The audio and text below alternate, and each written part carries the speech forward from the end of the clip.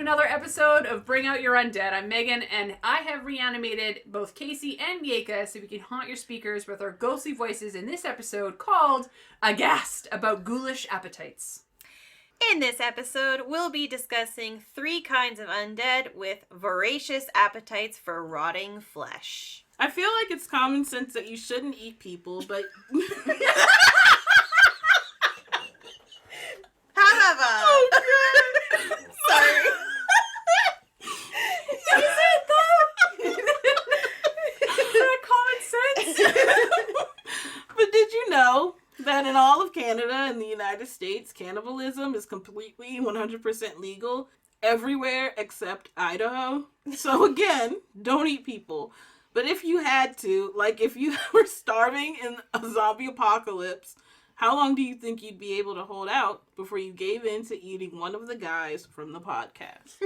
First of all, what happened in Idaho that made them make it illegal? You know what I mean? Like, Yeah. I feel like that's the research. No. That's the There's podcast I want to listen to. Yeah, like some horrific horror story. My Lanta. I don't know how long would I last if I had to, like... To be fair... No.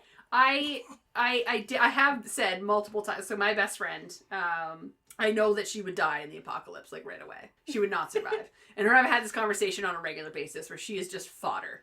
So I said, yes, I'm bringing you along with me so that eventually I will eat you. Because I know that you're going to die anyways. So you are coming along with me as just as a food bag.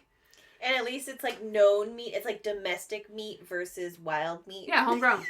You know where it came I know where it came from. I know it's been fed. It's you know, it's free range. Not the free range. Jesus Christ. She was an independent woman, like, you know, like...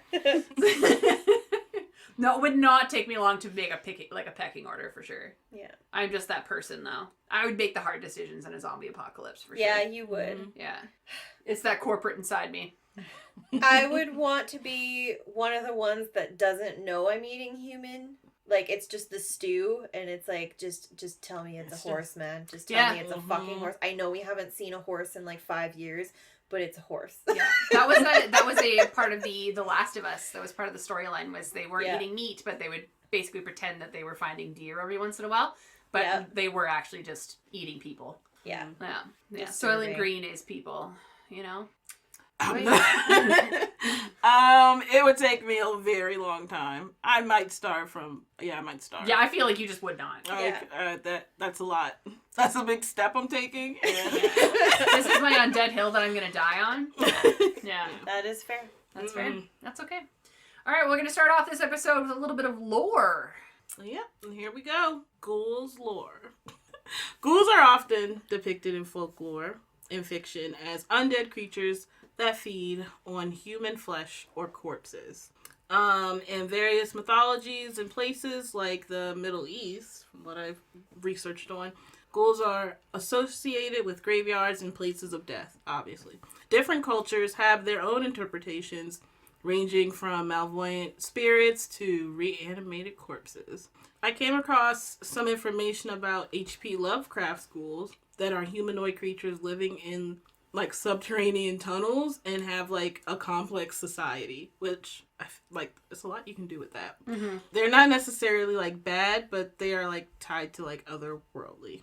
Yeah. And so how can DMs incorporate them into gameplay, like from the monster manual? Basically, they haunt places that are near their food. So wherever there's decaying like humanoid people, of course that's where you're going to find ghouls. So ghouls came about from an elf named Dorsane. He worshipped the demon prince of undeath, Orcus. Mm-hmm. And the reward was that he was going to become a ghoul, which I'm like, that's terrible. He didn't read the fine print. No, he did not. And so since he was a good servant, he was given the ability to make other ghouls. So this is how like ghouls like were, created. So one day, this demonic gnoll lord named Yenogu robbed Dorsane of his abysmal domain to like make these ghouls, and what then happened was that he turned around and sought salvation from the elven gods who took pity upon him, and they helped him escape. And so now, like, no elf can ever, like, become a ghoul. Yeah, which they're immune to their touch, that's interesting. So I have something here about gas as well.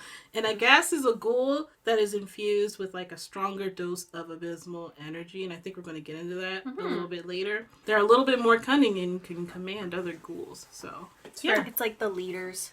Kind of. Potentially. Yeah. Mm-hmm. Okay. Very much so. And that's all I have for ghouls. Nice. Pretty simple, straightforward. Cool. Well, I'm going to talk a little bit about and kind of flesh that out for you a little bit.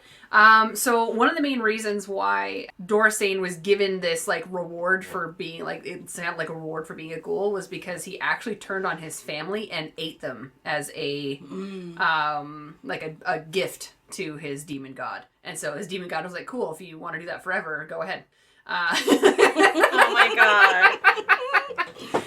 But yeah, so that's kind of like ghouls are in like D&D 5th edition. And if you look at them in the monster manual, like from an art-wise standpoint, the easiest way to describe them is they're creepy, gangly, bony. Their skin looks like it's stretched over. They look emaciated, constantly hunched over. They're kind of like your, like, what is his name in Lord of the Rings? Smeagol. Smeagol. It's kind of like your, after his one ring, right? And I kind of want to describe them as like they're the humanoid version of a maggot. So to what you were saying, Miaca, and how they just like, they prefer eating dead, rotting flesh, but once their supply runs out, they will seek to kill so they can have more flesh. And what they eat doesn't necessarily satiate them in any way, shape, or form. They just have a need to hunt and kill, because they still have that undead nature where they don't need sleep, food, or whatever to live. They just like to eat things. So they can stay in their crypts and in their dark places and dark corners without eating for their entire lives if they wanted to.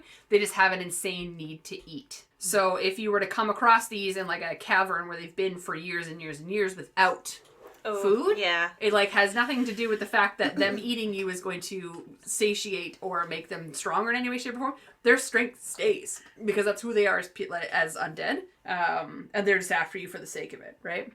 So stats wise, they're not that interesting. I'm sorry, guys. They are a CR of 1 with a Dex of 2, Strength of 1, Con of 0, and everything else is below 0. They can speak common, and that's it. For attacks, they can use a claw and they can bite. Their claws, however, have a bit of an additive where they can paralyze anyone who is not an elf or undead. It's a DC 10 con save, so it's not that hard to beat. But basically, I feel like if you're using its abilities to attack, it's just going to attack you, paralyze you, and then nom nom nom. Yeah, that's its only thing. Yeah, that's all it really does. And again, CR1, so super easy to kill, but of course, because it's an undead creature, they have all their undead immunities and all those things that they would normally have, right? But not the same as like our ghosts and things like that we talk about. Like this is a physical creature, so it is just more along the lines of your classic undead immunities and stuff like that. I think what I'll do is I'll talk about ghasts, and then maybe we can like ask questions and talk about it at the same time. Because ghasts, technically to me, are exactly as we talked about. They're just a beefier version of the ghoul. So, as you said, Miaca, this just means they were dipped in a jar of more abyssal magic and just came out a little bit bigger, a little bit stronger, and what have you. So they tend to be more the leaders of a ghoul's, like, enclave, I guess, like grouping. So they're CR of 2. All stats are now above average except for charisma, which is -1, but their strength and con are now at 3. So clearly you can tell they're a little bit scrappier, a little bit more fighters. On top of that, their increased bite and claw damage, they also get something called stench, which is basically a poisonous stink cloud that surrounds them in a 5-foot radius and requires a DC 10 con save or be poisoned. If you make the save, though, you're immune to it for 24 hours. Mm-hmm. So, again, not a deadly thing if it doesn't pop off the first time, right? Okay. They also have something called Turning Defiance, which we've heard before in a couple of undead creatures, but basically any ghast or ghoul within 30 feet of the particular one will now have advantage on saving throws against turn undead. Oh, okay. So we've seen that in a few creatures, undead creatures. It's like, fuck you, cleric. No, you can't use your turn undead. Like, we're going to keep going. But it's a 30-foot radius. Yeah. So if you leave that radius, then you are, potentially going to fall, and die from it. But that is basically ghouls and ghasts as a whole. So again, not overly vettedly interesting. So we're going to talk about some possible inspirations that can help us utilize these in our campaigns and, make it a little more interesting. Let's roll some dice. Do it. So Casey, you got a 17. Miaca, you're second with a 7, and I will go last with a 4. Right. All right, so let's talk about the role-playing aspect. I would like to talk about role-playing tips on how to actually man one of these creatures. That or just kind of like other descriptors that you can use to describe them. All right. So I think you will still clearly be able to tell the difference between a ghoul and a ghast. Oh, yeah. Because I feel like the ghoul will be, like you said, lanky and more slow. They don't have a lot of musculature. Musculature? Musculature? Yeah. To them? Yeah. Like, whereas, like, I find that the ghast does have a little bit more of a, like, if you look at the art, they actually have, like, muscle attached to their skin. Yeah. Yeah. And so I think like seeing a ghast coming towards you versus a ghoul would have a much higher intimidation factor to it. So you could play around with having lots of both, or you're always going to have a lot of ghouls, and having them kind of like, I feel like the ghouls, the imagery would be like they look like the ground is moving as they're moving through because they aren't standing upright. They're just like shapes that are moving, and it's kind of like, what the fuck is that? Yeah, like shapes moving around in the shadows, yeah. Yeah. Ugly. And then lurking above that, you might see larger shadows moving about, and like it's the long tongue and the nails that are really creepy. And so I feel like you could do that and roleplay them having just a more intimidating, forceful movement towards you because they care a little bit more about getting to you and attacking you. Yeah. I don't know. More like ghouls, more just innate. Something's telling me to go towards you, whereas the ghast might have a bit more intention. Yeah, they That's definitely have a where little I bit more of an intelligence to them, right? Yeah. They have a little bit more thoughtful and more planful of their engagement. So that's kind of how I would play them. Yeah, that's fair. What about you, Miaca? This kind of dips a little bit into the environmental aspect of it, but I think the way I would play this is using them as, like creating like a little society, like underground society. Well, they do travel in packs, so that would check out, yeah. And it's like, I feel like a lot of people expect them to just be like all brutish and, but like, what if you were able to, like, I don't know. Give them jobs. Yeah. They have tasks. Mm-hmm. There's like a org structure. Yeah. That's how I would use them. Punch in, punch out, Yeah. Yeah.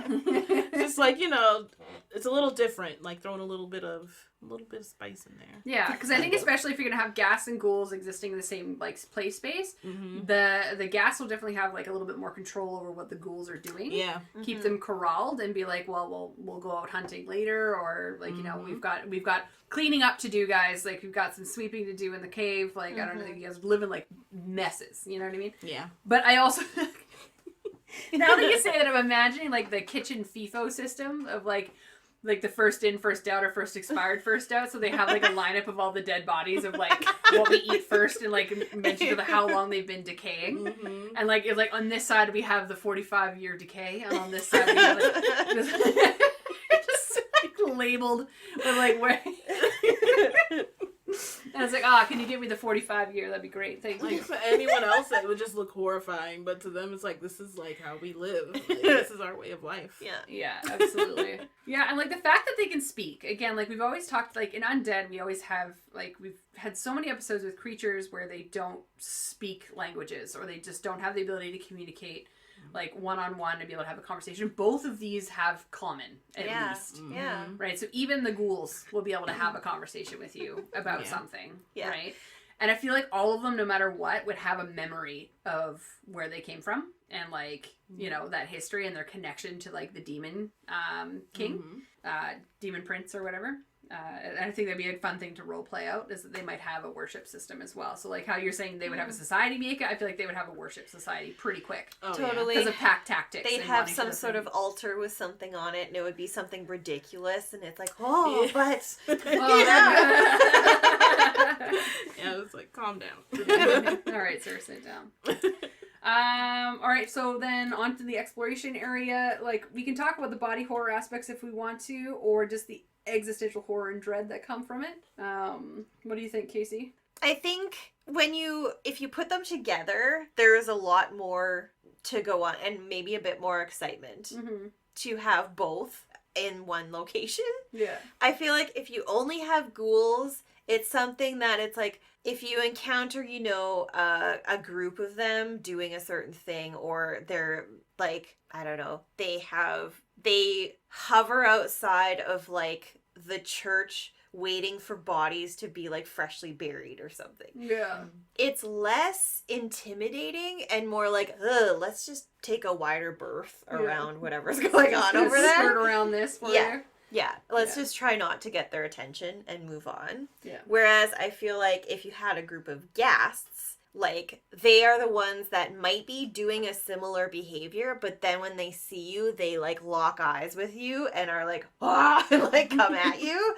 And so, like, there's much higher risk, even though they're still just a CR2. Yeah.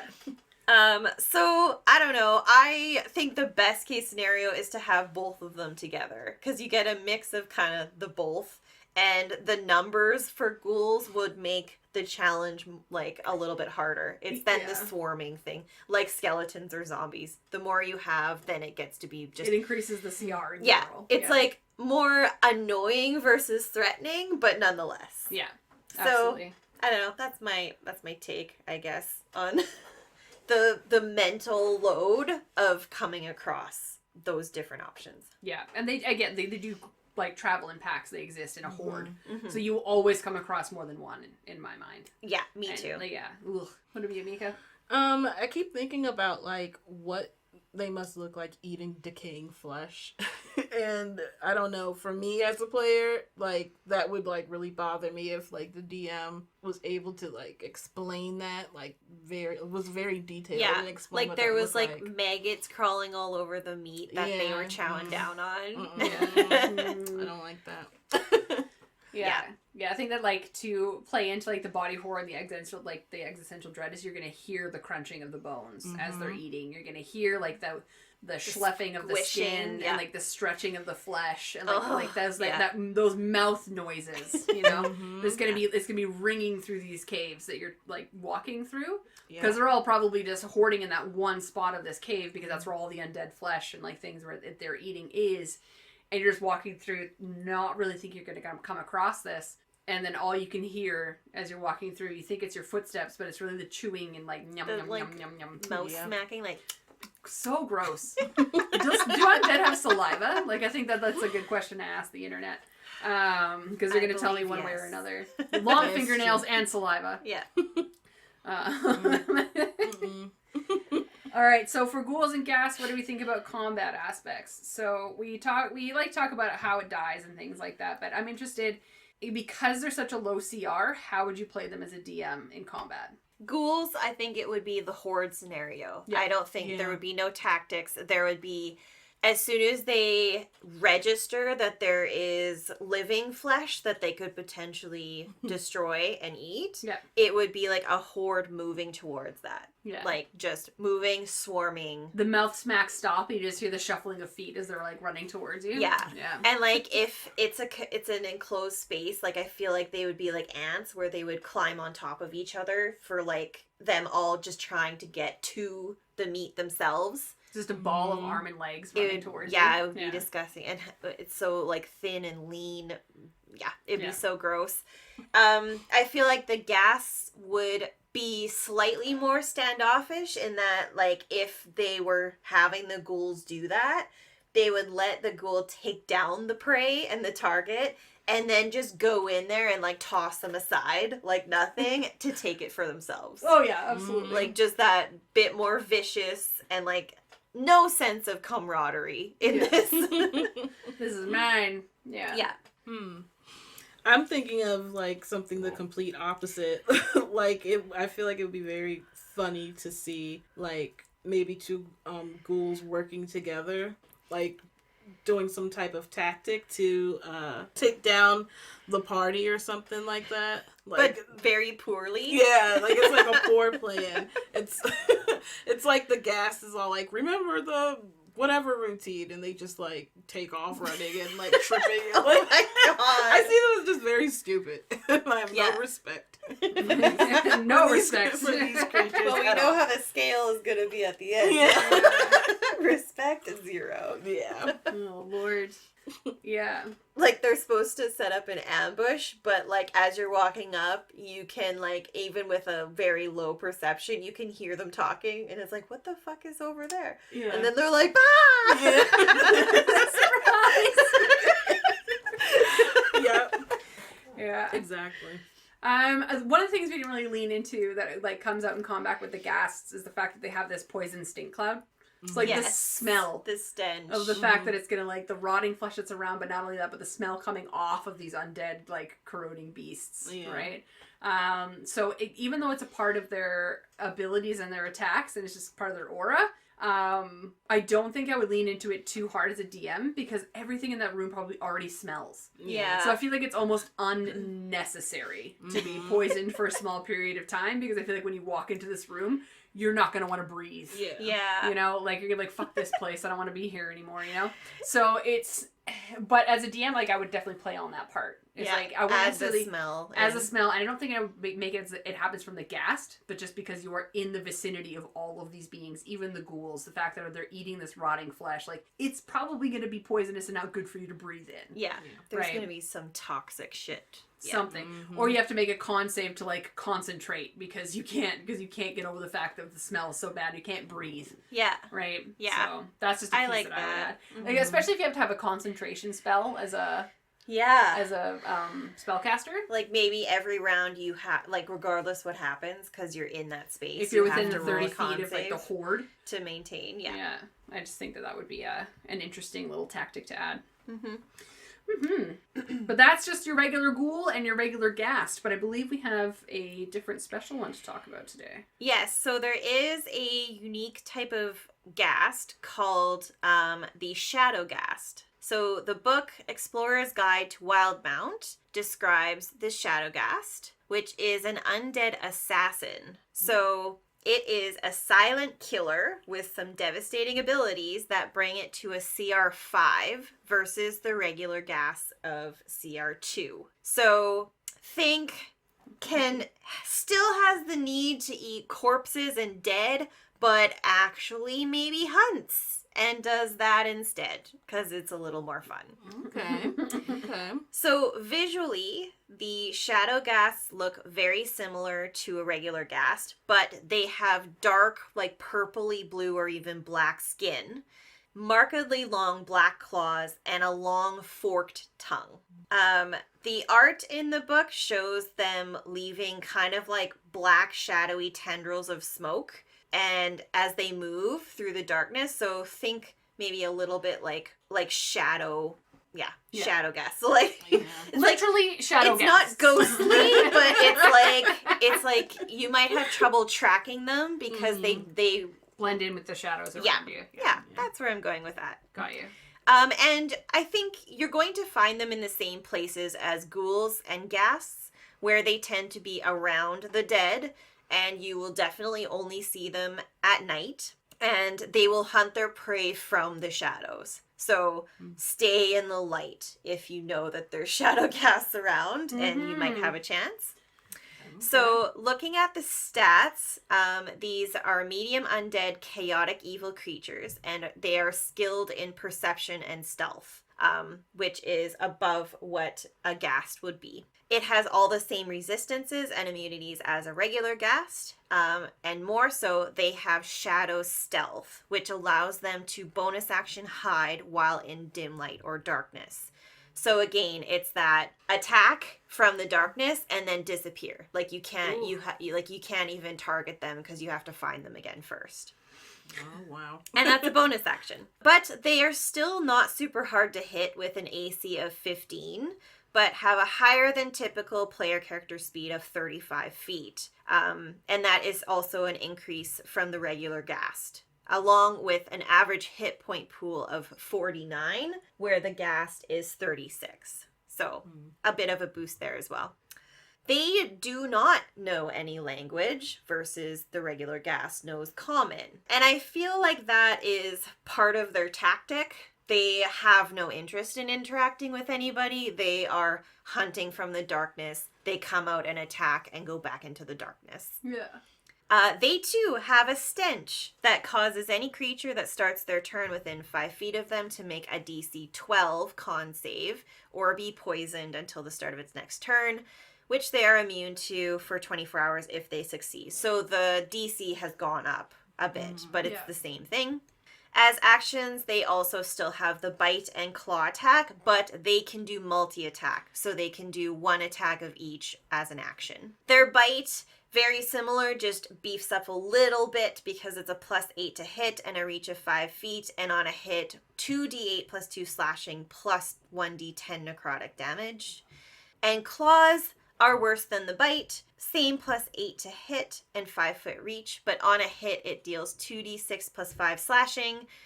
And if the target is not undead, it must make a DC 12 con save or be paralyzed for 1 minute.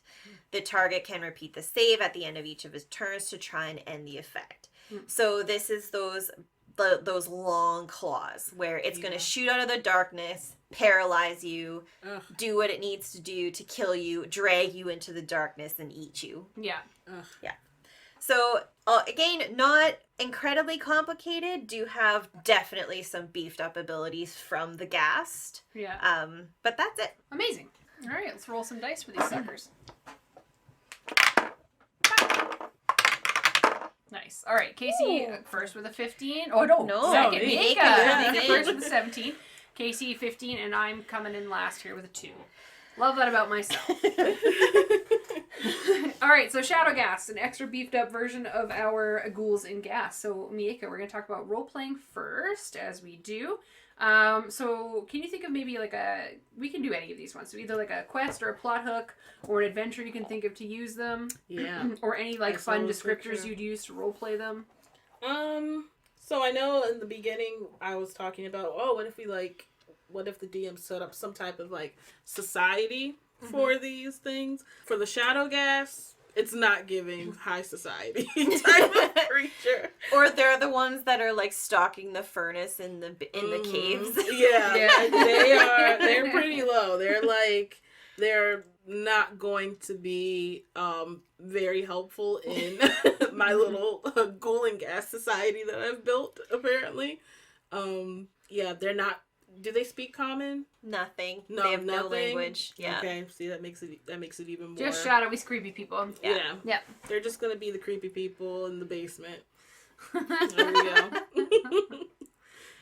I got not necessarily visually, but just their behavior. I felt like they were a lot like the undead in I Am Legend, where they lurk in the shadows and they can sometimes be in groups, but they're hiding there and they're just kind of waiting to detect some sort of life nearing them, and then they will come out and attack. But I do think that you can role play them with more tactics for that. So they are going to be a bit strategic, and they're going to come out and attack before you even realize what happened and disappear. Mm-hmm. And you're probably going to be fucked around that way for a few rounds before you can even tangibly land a hit or, do something, a spell effect that reveals what they are. Okay. Yeah. What do you think? So when I'm trying to think of an adventure or a one shot where these things would appear, you can throw them into almost any kind of dungeon crawl that you're doing. Yeah. Yeah, and I guess that's what I was thinking with the, lurking I Am Legend. They found them anywhere. Yeah. It was when it got dark, that's when they freaked the fuck out because they could be there. Yeah. But, I'm also thinking about, did you guys ever watch, The Descent? Or, The Hills Have Eyes, and, those ones where these things are, creepily, just in the shadows, and so on and so forth. Those are the kinds of things that I'm thinking of. That, it's not necessarily that they exist in the darkness, but they exist in the shadow of where you are. So you will constantly, even if it's nighttime, or if you're going through a cavern, the warnings you get from people are going to be, always have a lantern. Yeah. Always carry with you a torch. Always have a source of light. And it's a warning of these ghouls and ghast that you've been heard the horror stories about when you're in the town or whatever, and whether your group decides to believe it or not is completely up to you. But at the end, it just comes down to the fact that once that torch goes out, you hear them. Yeah, you can hear them because they are just on the edges. Yeah, waiting for that light to go out. Yeah. And it's that weird thing as the light dims. That scene of as the light dims and it gets less light, your fire starting to go out. You can feel the breath of them because they're like 3 inches from your face. Yeah. All right, so now moving on to like the exploration piece when talking about these Shadowghast ghoulies. So anything environmental you can think of, obviously they come from shadows, but we can also, of course, talk about existential dread, body horror, any of the spells or attacks that they use that you can kind of describe in a fun way. I believe, Casey, you're first. Sometimes I hate going first. Okay. Well, they will have that horror of you're probably going to have to do a few rounds of trying to figure out what they're doing or a few rounds of combat before even seeing what they are. Mm-hmm. So it's that, what the hell are we fighting? And it doing different stuff. Like it suddenly one of your players is paralyzed and you can't see who did it or what did it. So I feel like that's kind of the more fun aspect of doing this. And like their assassin is their descriptor. Like they are going to tactically hunt you down from the shadows. Yeah. I just wanted to look at what paralyzed actually is in 5th edition. So paralyzed, a creature is incapacitated, so they can't move or speak. The creature automatically fails strength and dexterity saving throws. Attack rolls against the creature have advantage. And any attack that hits the creature if it's a critical, any attack that hits the creature is a critical hit if the attacker is within 5 feet. Yeah. Yeah. And their attacks, like their bite and their claw is 5 feet. So they're getting right up in your business, gonna give you a little jab and paralyze you and then have a heyday. Yeah. Oh, man. Was it me that was next in this round? No, it's you. Miaca's supposed to be first. My brain. Okay, Miaca, you go next. Exploration pieces of these. I'm leaning more towards sound with these. Ooh, yeah. Like, since you can't, if you're holding a, a match or whatever, and you're like in the light with like a lantern. That's what I meant to say. If you're holding a lantern, just like the noise going on around you, that is just so unsettling, and you know that like there's something there, but you don't know quite what it is. Mm-hmm. Yeah.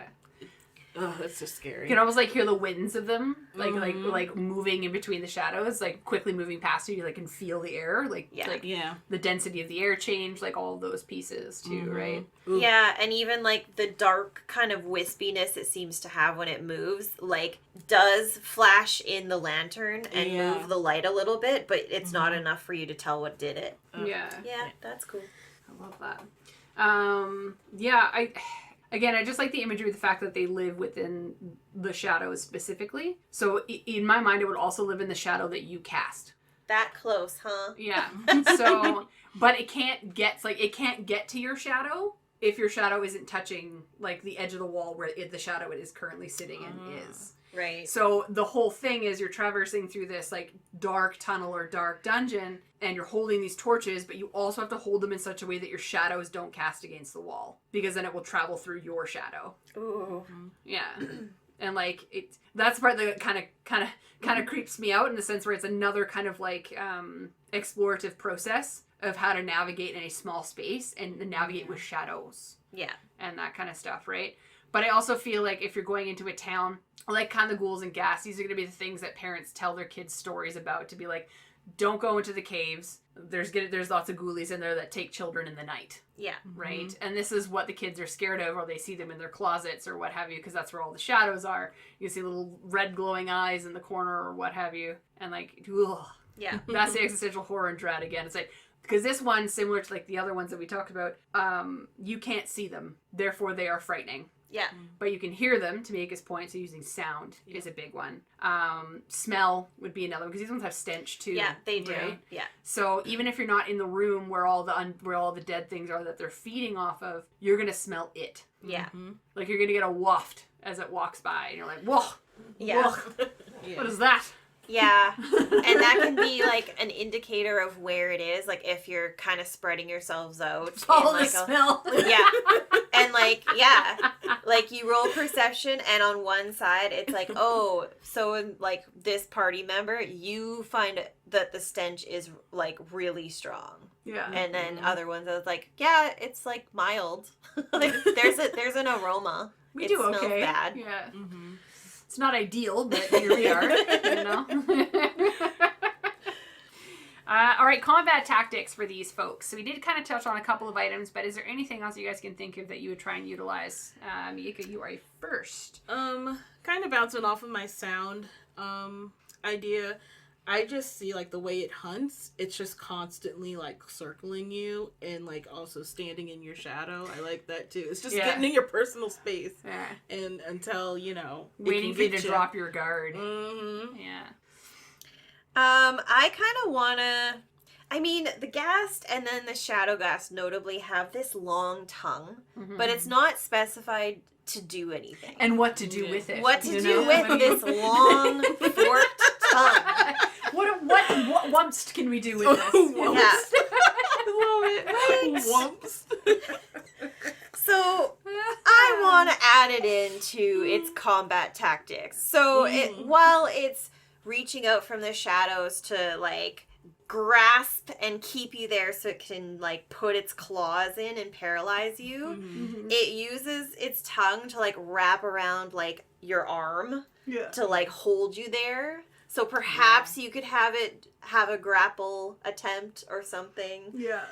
Or some way that it pull, like, if you are staying away from the shadows, it's like this tongue can lash out and try and pull you into the shadows so it can do its damage. Yeah. I feel like I could add something like that, given the visuals that we've given, to just make the combat maybe a little more spicy. Yeah. I also like the idea, again, of combining all three of these together in the same space. Yeah. And the fact that, like, sometimes the ghouls, their tactic would be to push you into the shadows. Oh, yeah. Because they know that that's where the bigger bad is. They're, like, corralling you, and the horde's pushing you to the dark. Yeah. It's like there's one side of the room that's super dark, they blow out your torches, and they're just trying to push you in that direction, because there's a horde of these Shadowghasts just waiting for you to be there. And then if you flip it, the idea of hunting one of these yourselves would be very difficult, because you can't see it, and you're going to want to keep your torch, or else you're not going to be able to do anything to, like... So it's kind of like that weird catch-22 of, to be able to hunt this, I need to take the torch, like, unlight my torch, but if I unlight my torch, I'm going to get attacked. Yeah. So it's like, you would only go in to hunt one of these if you had dark vision. Or if you had things where you could actually see what it is that's attacking you. Yeah. I can't imagine taking, like, a group of folks that did not have dark vision, specifically to hunt this thing. Well, then be like appetizers in like 2 seconds. Yeah, it's like how fast can I eat this nice NPCs? I can see nothing. Yeah. Oh man, but you wouldn't have the forethought to ask before going in there who has dark vision and who doesn't.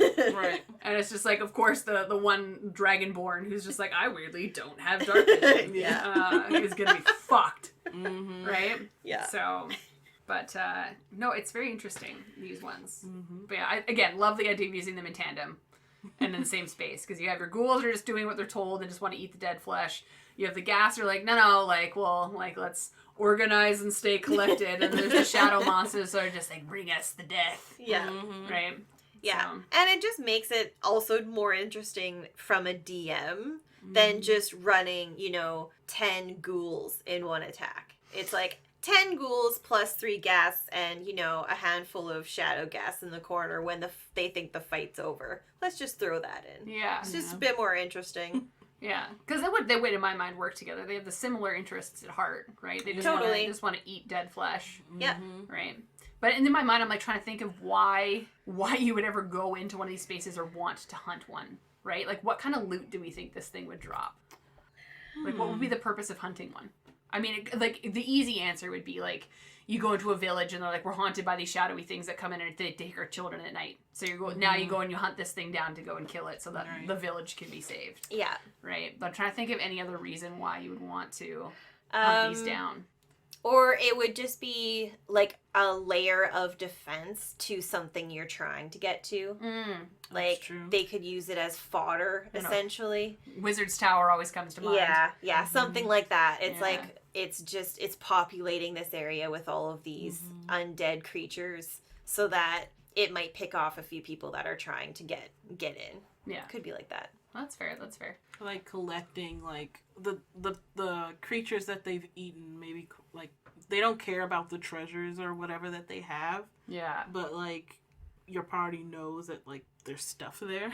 Yeah, like Yeah. there's gonna be a horde of just Mhm. the stuff from the bodies Yep. that they just pile somewhere. Mm-hmm. And of course, there's like a family tie to one of the people that got Obviously. eaten. Uh-huh. Yeah, There Oh you my go. there God. it is. Let's say a family tie of one of your character's moms got taken away by a Shadowghast in the night once, and like you're like, I'm gonna hunt this guy down because she was wearing our family heirloom ring, Yeah. Mhm. and now you're hunting down. You know that she's gonna be dead when you find her, but you're hunting down her dead body so you can get back the family heirlooms Yeah. that you lost. Yeah. Yeah, totally. Yeah, And because that's they're when gonna have you no bring 'em interest in in. the treasure. Right. They're just gonna leave, like they swallow it, poop it out. You know what I mean? Like, I was like, would they have a working digestive system? Would they just poop it out? I mean, everyone has a working digestive system of some kind, Casey. But like, Or they would just like gnaw on it and then just like yeah, they're like, Yeah. oh, almost broke my tooth on that sucker. spit that ring out. Oh my god! Like, and that's another thing too. If you knew that there was a horde of these in like a cave or a cavern somewhere, you darn well know they're not eating the jewels. No. Mhm. So they're Yeah. taking all these dead bodies. They have money. They- Like, guys, let's go. These ghouls and ghasts. Like, they have Yeah. stuff. Like, They're just blinged out. Now imagine them blinged out. And just my go across. And they just don't even know. yeah, they got no clue what it is. You've got like the king's jewels and the crown, like the one Ghast who's just like running the crew is wearing a crown and just a necklace and gold. So much necklace.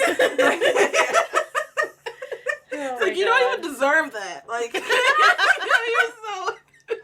I don't know, man. They killed and ate a lot of people to get This it. is true. You know? This is true. So They're doing the work. Yeah, they're putting their steps in. Holy mother. Well, on that note, on a scale of 1 to 10 bad decisions, how would you rank these creatures as part of the undead landscape in D&D 5th edition? Starting with the ghoul. All right. One ghoul by itself, Yeah. I don't care. Right. 15 ghouls sitting there staring at me. More I might turn in the other direction. might It's a be problem. a problem, like a wide berth. A like wide berth. A problematic. Yeah, like, do we have to go through the cave or can we just, like, over the mountain? Yeah. Like, we just, I'll go through the cold. Like, I'll do it. Like, I would rather visit the frost giants at the top of this mountain than go through it and have to risk meeting one of these. Yeah. Right? Or a group of these anyway. So yeah, Horde, I'm going to say, like, a 7 or an 8. Because Yeah. I feel like, I don't remember what you rated skeletons. Adam's going to have to figure that I out for us at some know. point. But I feel like they're on that same cusp. Yeah. Like a skeleton and, Yeah. like, your classic undead creature. One Mhm. manageable. Yeah. Like when it gets numbers up, yeah. Army, much more dangerous. Go fuck yourself. Yeah. Yeah, I would agree. I'm gonna say 7. 7. Yeah. Okay. I mean, I said 7. I don't know why I'm surprised, but Oh, I thought you said 8. did I? I said 7 or 8. I I don't was actually trying to be different to you. Oh, Lord. And talking like a group of them. Yeah. Like Yeah. a singular, oh, 2. Yeah, like A just 2. useless. Yeah, fodder. So I originally was like, okay, 3, because I didn't have any respect for them. Yeah. We need to you have were- a respect. I The knew respect you were chart. going to talk about having no respect for them. But No now, respect. but now that I realize they probably have a bunch of shit that I want, like it's gone up to a 6 now. So like, And they're organized. Yeah. You talked about them being organized. Yeah. So they probably organized the loot by like type. yeah, Yeah. exactly. We've got gold, Easy. silver, magical, like weapons. Yeah. You know, jewelry. The jewelry's color coded. Yeah, like So there's So- one Ghast who just has super interest in being like, stop it, we like to keep it organized in here. It's clean. yeah, so like a 6, because like again with the whole horde thing, like terrifying. But Yeah. with one, back down to like a 3. Yeah, that's fair. Okay. Ghast. Just the classic Ghast. Mm, Like singular 4. mm-hmm. A bunch of them, I would feel like this is fighting a bunch of like orcs versus Urukai. The Yeah. Ghasts are the Urukai Yeah. that are like, actually that is way worse in a horde. Yeah, don't worry, So- whatever this is, I don't want it. So I'm gonna go with an 8 for the horde. Okay. Okay. Do you think that there's more hordes of them though, or do you think that they would be like leaders of regular ghouls and they wouldn't actually horde together as ghasts? They're the leaders. That's how I see it. Do you think they would fight? Like if there was more than totally. one? I would say like if they decided for whatever reason they all had to go out together, there would be infighting. Yeah, like, I'm in charge. No, I'm in charge. Yeah, it would not go well. Yeah. Men, am I right? Because you know they're all definitely like men. It's giving men. You're not wrong. And finally, the third that we covered today, the Shadowghast. It's beefed up a little. They're scary. Do not want. This is a solid 10 for me because of my generalized fear of the dark and the things that go bump in the night. Like, this is the thing that I imagine I see in my closet in the evening, and I'm like, not about it. Yeah. Yeah, 9. 9 for me. Yeah. Only because I think I'll defeat it, but I'm not going to like the journey. But you will not be happy I will win, but I don't want to do it. Yeah, I think a way bigger threat with the trying to actually, like, track it down and actually hit it, and it can fuck you up while you're trying to figure out what it's going to do. Yeah. 9. Yeah. What is it CR again? Do you remember? I believe it was a CR of 5. Oh, okay. Yeah. So it is a like, the Ghast is 2. Yeah, and then the ghouls are 1, so it's a bit of a jump. Yeah. But, yeah, solid 10. Get out of here. Get out of my closet, Shadowghast. All right. Now it's time to close the casket on this part of our conversation on Undead in D&D 5th edition.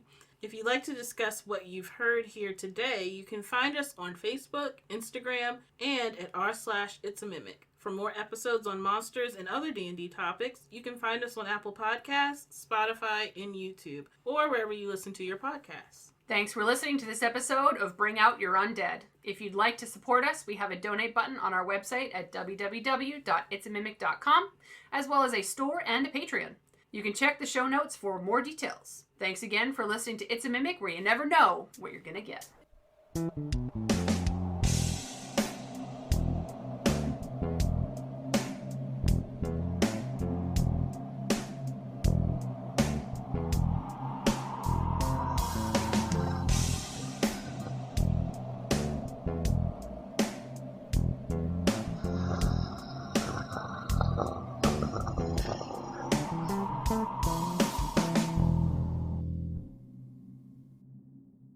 Crushed it.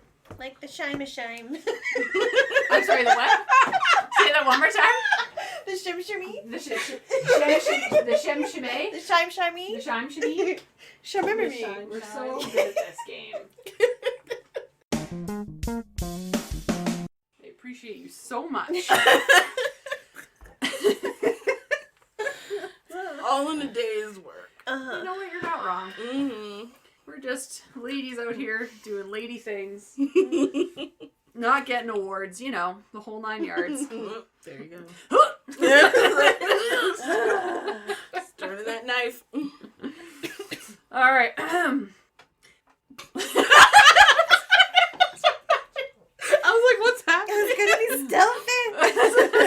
Put your water cup down. I'm going to do my speech, Casey. Put your water cup down. Men, am I right?